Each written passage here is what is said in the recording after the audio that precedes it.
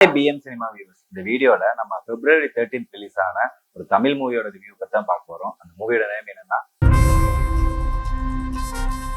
மூவியில் நடிச்ச நடிகர்கள் யாருன்னு பாத்தீங்கன்னா சசிகுமார், சைத்ரா, அதுக்கப்புறம் ஆஷா சரத், குரு சோமசுந்தரம், அப்புறம் ஜெயபிரகாஷ் இவங்கெல்லாம் நடிச்சிருக்காங்க. இந்த மூவி ஒன்லைன் என்னன்னு பாத்தீங்கன்னா, சசிகுமார் அவங்க மனைவி உயிரோட இருக்கும் போதே கவுன்சிலர் ஒருத்தர் அவங்க இறந்துட்டதா சர்டிஃபிகேட் வாங்கிடுறாரு.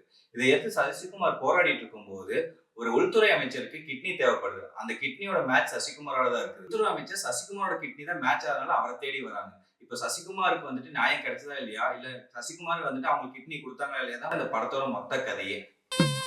நார்த் இந்தியாவில நம்ம ஊருக்கு கலெக்டர் சார் வந்திருக்காங்க. நம்ம ஊரை பத்தி என்ன நினைப்பாங்க? இந்த ஊர்ல ஒரு குடும்பம் உசுறு இருந்தும் ஆவியா சுத்திட்டு இருக்குன்னு நாடு பூரா தெரியட்டுங்க.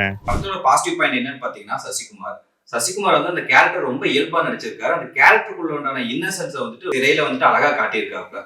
எங்க எம்எல்ஏ என்ன சொல்லியா நான் கேட்கல. அவர் யாரு சார்? ஹீரோயினா சைத்ரா. அவங்க அப்பா மாதிரி அவர் நடிச்சுட்டு வர அந்த பீடி குடிக்கிற காட்சியெல்லாம் தியேட்டர்ல நல்லாவே ஒர்க் அவுட் ஆச்சு.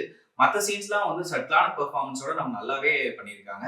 சீன்ஸ்ல எல்லாம் நல்லாவே ரசிக்க வச்சாங்க. ஒரு ரேஷன் கார்டு வாங்கிட்டு போயிருங்கன்னு வாணி அம்மா சொல்லுது.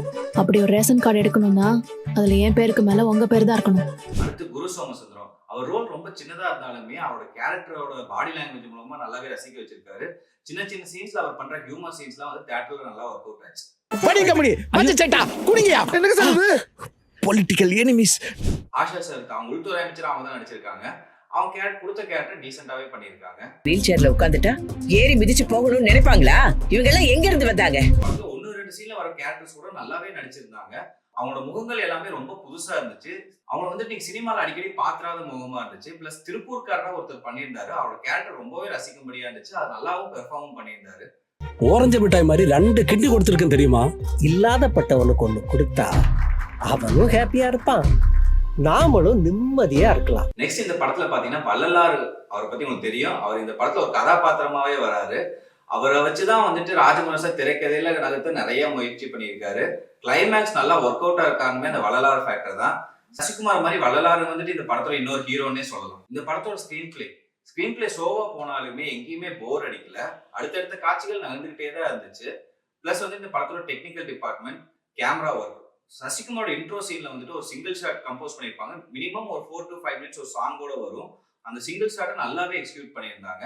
பிளஸ் நெக்ஸ்ட் மியூசிக் வந்து சாண்ட்ரோல்டன் வந்துட்டு அந்த மெலடி சாங் வந்து நல்லாவே இருந்துச்சு. அது ஸ்கிரீன்ஸை பார்க்கும்போது அது தியேட்டர்ல நல்லாவே ஒர்க் அவுட் ஆச்சு. பேக்ரவுண்ட் மியூசிக் வந்து எமோஷன்ஸை கடத்துறதுக்கு பெருசா உதவி இருக்காப்ல.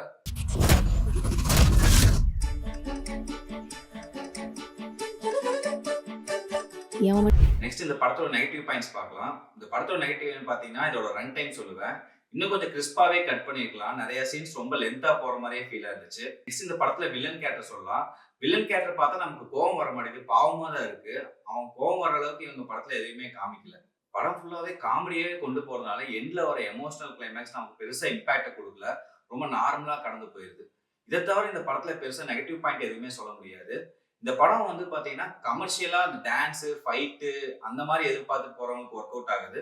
பட் ஒரு நல்ல படம், ஒரு ஏழை எளிய மக்களுக்கான ஒரு அரசியலை பேசுற படம்னா இந்த படம் வந்துட்டு உங்களுக்கு ரொம்ப பிடிக்கும். ஜோக்கர் படம் பிடிச்சதுன்னா அதை விடவே இந்த படம் உங்களுக்கு நல்லா பிடிக்கிற வாய்ப்பு இருக்கு.